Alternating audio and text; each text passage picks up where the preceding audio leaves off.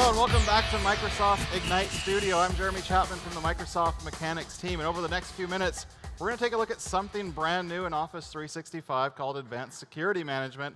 It's a new capability as part of E5 that gives you the ability to have enhanced visibility and control over your Office 365 tenant, which enables you to do really cool stuff like identifying, investigating, and remediating high risk and abnormal activities that you have, enabling your own custom policies for things that look risky to you, see types of productivity apps that are actually wired into your Office 365 services, which is something brand new that we're going to show today, and also which apps your users have granted access to see Office 365 services like Calendar and Mail, etc.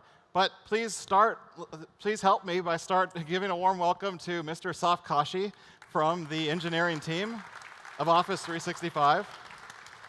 Thank you. It's great to be back.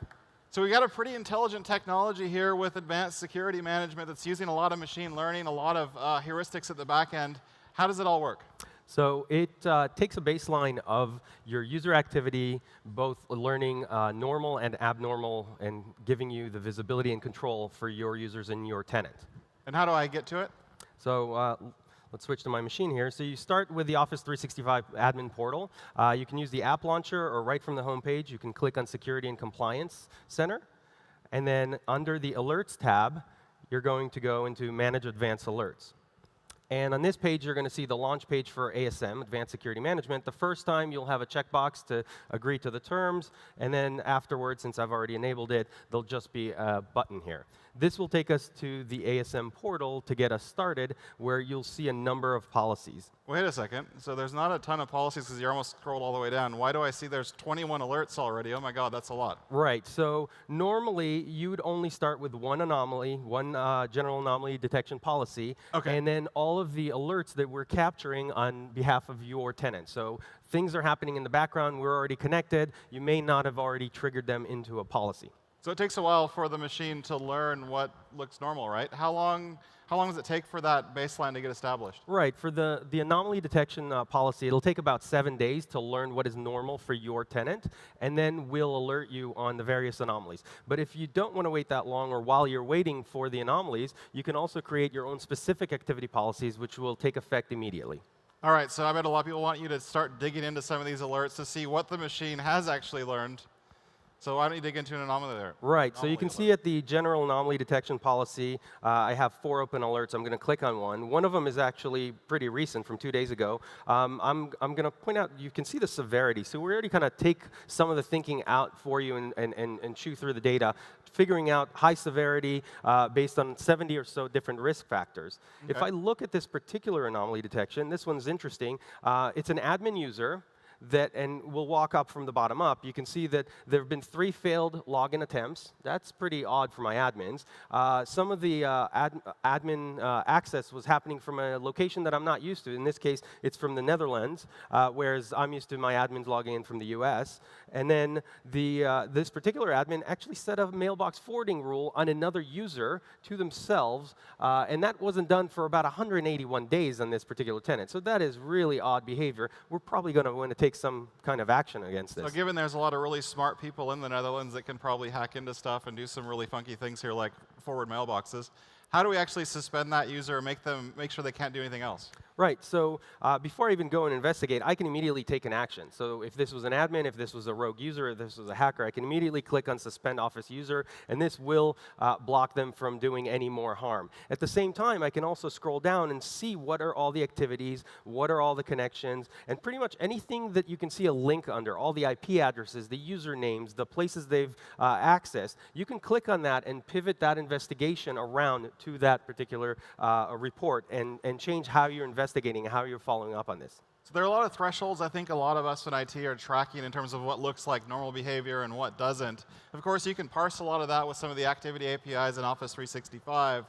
But is there something I can do in terms of setting up rules that makes it easy for me to detect things that look like they're egregiously abnormal or malicious or risky? Right. This is where you can create your own policy and you can focus it on particular activities. So I can click on policies and create one completely from scratch, deciding everything that I want that policy to catch. But for this example, let's just take a look at our templates, because again, we want to get you started really, really fast. And you can see there's a number of templates already built into this tenant, and comes out of the box.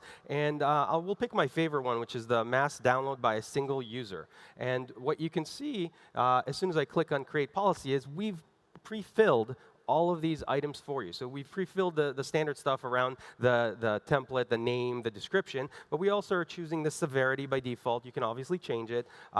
And in this particular case, this one is interesting. We're not looking just for one thing. We're looking for something being repeated. So in this case, we're looking for 30 of these happening within 5 minutes. Now, if you say, well, I'm scared if it happens 3 times, so, well, then change it to 3 times. Now, what we're specifically looking here, this was the mass download policy, remember. The activity type here is equaling, there's 10 selected here, and you can see that we are going to catch them downloading attachments, tables, documents, a number of different things that are going to be interesting. So this is going to cover all the various kinds of downloads. And then beyond that, we're going to now take some sort of action. So we're going to, in this case, by default, we're going to create an alert. We don't want to spam you with those alerts, so we're only going to fire off a maximum of 5. Again, you can change that. Or you can send a text message directly to your phone or the ops administrator phone or whoever is the right person in that particular org. And again, at the bottom, you can always take that suspend action in whatever workload you're connected to. Right, so the suspend option is kind of like the nuclear option in terms of making sure that user can't go back and do these types of things again. That's right. But a lot of people just want to get flags of things that are happening within their tenant so they can choose how they want to take action. So this gives me some really great visibility into the activities, some of the anomalies and risky behaviors. What else can I do with ASM? So we're announcing 2 new things. One is the first one is the productivity app discovery, and this gives you, the customer, the ability to see the usage of Office 365 apps as well as other productivity apps in your organization. The goal here is to make sure that your users are using the applications that you've designated for them. If you said they should use OneDrive, let's make sure they're putting their data in OneDrive and not Box, Dropbox, et cetera, and so forth. There are about 1,000 applications like that, and we update that list on a regular basis. Can we take a look? Sure. So if I click on Discover, and we can go into the Discovery dashboard. I'm going to leave the page since I'm not going to create another policy from what we did.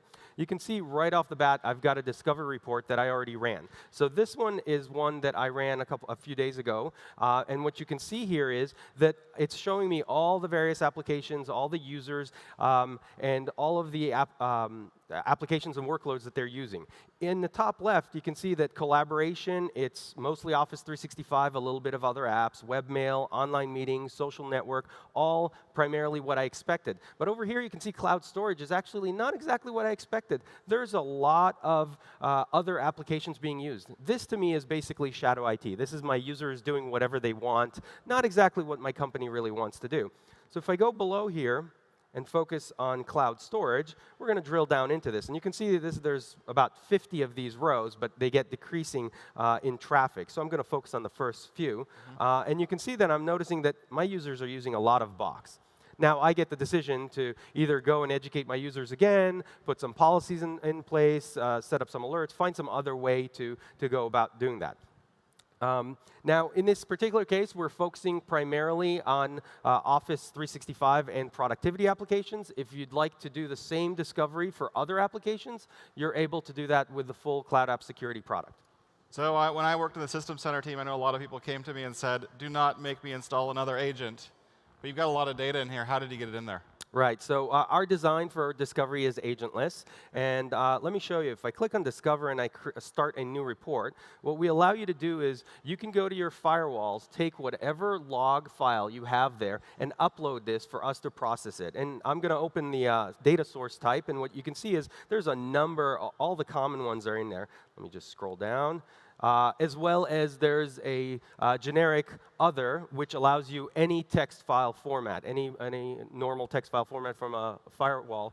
You can upload to this, we'll parse it, you'll get that beautiful dashboard and the beautiful report, which you can refer to later as you build that evidence to figure out what users are using and where do you want to make corrections. So it's automatically parsing all the log files, doing everything it needs to from basically your networking services and what's being logged there. But what else are we doing? I know there's even more in terms of looking at apps that are actually talking to the service, right?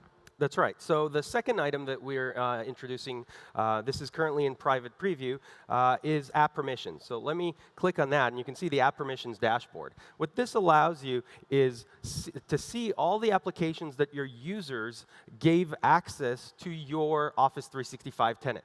So just like the customers are used to, in Facebook or other social media, on behalf of the permissions model, we have that in Office 365. If you enable that, you now need a way to control what your users are allowed to use and what they're not, which applications are authorized and which ones are not. In this case, you can see which applications your users have added, number of users that are using it. Obviously, it's a small number since this is a demo tenant. Yep. The permissions level. So how many permissions did they give this particular application? Because again, this is your Office 365 tenant. You might want to get control and keep control of your data. And one thing that a lot of developers do, not all developers, but some of them like to give as many permissions as they possibly can. We saw that recently with an augmented reality app that really went viral, where the app actually took a lot of permissions. Maybe it's intentional because they know there's going to be more features coming, where right now I only need the calendar, but next week I'll need the mailbox, and the next week I'll need the contacts database, and so on and so on. This actually can flag you how much permission those apps have, and that lets you manage those. Right, so in here you can see I opened one up. You can see the specific permissions for each one of them. And again, there's a lot of data underneath the covers where you can make those decisions in an intelligent manner. Another thing to point out, these are all scoped to productivity, right? I mean, the things that we've been talking about here. And we've also got the ability to really look beyond the productivity space with Cloud App Security, and we'll talk a little bit more about that in a minute. But from an ASM perspective, where do people get started? Right, so if you have Office 365 E5 today, you can just go ahead into the Security and Compliance Center and turn this functionality on, see what reports we have there for you, upload your logs, and get going. If you don't have E5 today, you can sign up for a trial. It's really quick and easy, and start using this functionality. And then again, as Jeremy was saying, if you'd like this same functionality across all of your SaaS applications, not just the Office 365 Productivity Suite, you can sign up for Cloud App Security in cloudappsecurity.com. We have the same kind of demos and white papers as well as a trial up there. So a really great overview, really, really cool technology. I think it'll be super valuable in terms of continuing to lock down Office 365 and all the ways that you can plug into it. It's about all the time we have for today's show. Of course, you can catch up with the security team in Office in the exhibition floor, and keep checking out Microsoft Mechanics for the latest tech updates. And since we're here at Ignite, check out all the sessions this week. Asaf and team are presenting not only about all the security tools for Office 365, but also Azure as a whole. Thank you all for joining us today in person and online, and goodbye for now.